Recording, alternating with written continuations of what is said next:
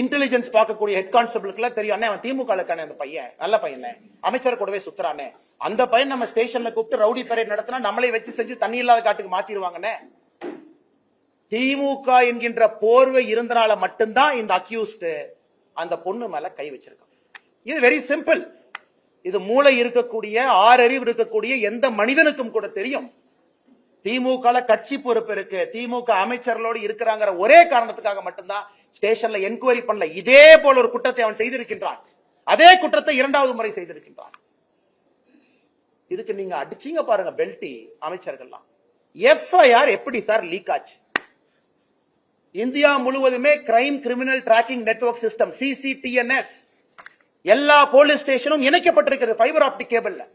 Data entry பண்ணோடனே master சர்வருக்கு போகும். அதுக்கு ஒரு கண்ட்ரோல் ரூமுக்கு ஒரு SP இருக்கார், இன்ஸ்பெக்டர் இருக்கார். எப்படி அந்த எஃப்ஐஆர் வெளியே வந்துச்சு? போலீஸ் டிபார்ட்மெண்ட்டை தவிர அந்த எஃப்ஐஆர் யாரு வெளியே விட முடியும்? எல்லாமே இன்டர்நெட் புரோட்டோகால் ப்ரொடெக்டட். அவ்வளவு ஈஸியா ஹேக் பண்ண முடியாத சிஸ்டத்தை. அது ஒரு எஃப்ஐஆர்